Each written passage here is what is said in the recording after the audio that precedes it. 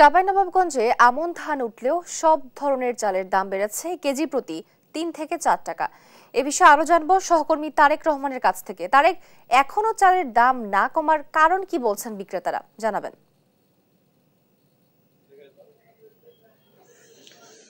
তো আপনি যে বিষয়টি বলছিলেন কেজি প্রতি চালের দাম বেড়েছে ৩ থেকে ৪ টাকা, কিন্তু বাস্তবতা কিন্তু এখন আরো ভিন্ন। বিভিন্ন জায়গাতে কিন্তু বিভিন্ন রকম ভাবে চালের দাম বিক্রি হচ্ছে। কোনো কোনো বাজারে কেজি প্রতি চালের দাম বেড়েছে ৪ থেকে ৫ টাকা, আবার কোনো কোনো জায়গাতে ৫ থেকে ৬ টাকা কিন্তু বেড়েছে।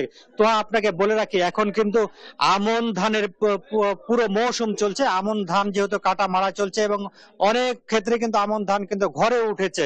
ঘরে ওঠার পরেও কিন্তু আমন ধান কোনো চালের দাম কমছে না।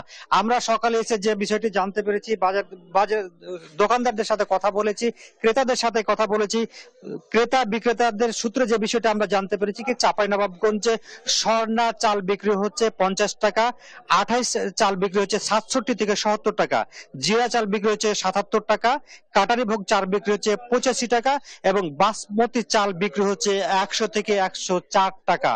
অর্থাৎ এসব চাল কেজি প্রতি বেড়েছে 5 থেকে 4 টাকা। কিন্তু এর আগে কিন্তু এসব চালগুলা কিন্তু 4 থেকে 5 টাকা কম ছিল বলে আমাদেরকে ক্রেতা এবং বিক্রেতারা জানিয়েছেন।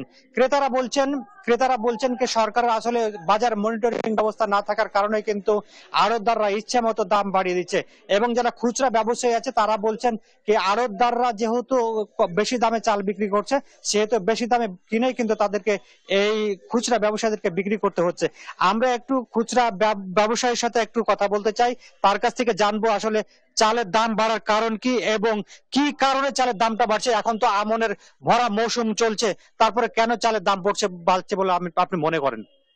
চালের দাম বাড়ছে কি কারণে আমরা তো এটা বুঝতে পারছি না, কিন্তু এখন ধানের দাম বেশি, যেহেতু বড় বড় মিলাররা যেখান থেকে আমরা চাল খরিদ করি পার হাউস থেকে কিংবা মিল থেকে, তারা বলছে এই দাম হইলে দিব না, হলে দিব না। ধানের দাম বেশি, ধানের দাম যে হিসাবে আরো চালের দাম বেশি পড়ার কথা, তা না পাতে আমরা 1 টাকা কমই দিচ্ছি, এরকম ওরা বলছে। আর এখন যেহেতু বাংলাদেশে প্রতি 3 মাস পর পর যেহেতু আমাদের ধান হয়, চালের দাম বাড়ার কোনো প্রশ্ন আসে না।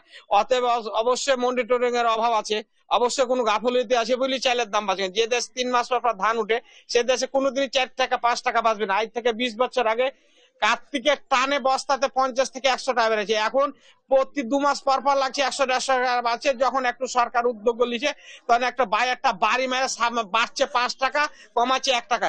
এতই সরকার বাহবা করছে, যারা এই উদ্বোধন কর্মকর্তা আছে, হ্যাঁ না চাইলে দেবে 1 টাকা কমেছে। 5 টাকা বাড়লো, 5 টাকা কমাইতে হবে। ধানের দাম যে 5 টাকা কমেছে, তাহলে 5 টাকা কমে, সেখানে 1 টাকা করে কমে। জি, ধন্যবাদ আপনাকে। জি, তো আপনি শুনছিলেন কি যে একজন বিক্রেতা, খুচরা বিক্রেতা কিন্তু ক্ষোভ প্রকাশ করছিলেন। তিনি জানাচ্ছিলেন কি এই বাংলাদেশে কিন্তু প্রতি বছর অন্তত পক্ষে 3 মৌসুমের কিন্তু ধান হয়, অথচ এই চালের দাম কিছুতেই বাজারে নিয়ন্ত্রণ করা যাচ্ছে না।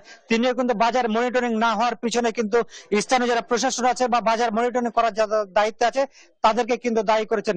তিনি বলছেন অনতিবিলম্বে যদি বাজার যদি মনিটরিং করা না হয়, তাহলে এর চেয়ে চালের দাম কিন্তু আরো ভয়াবহ হবে বলে তিনি আমাদেরকে জানিয়েছেন।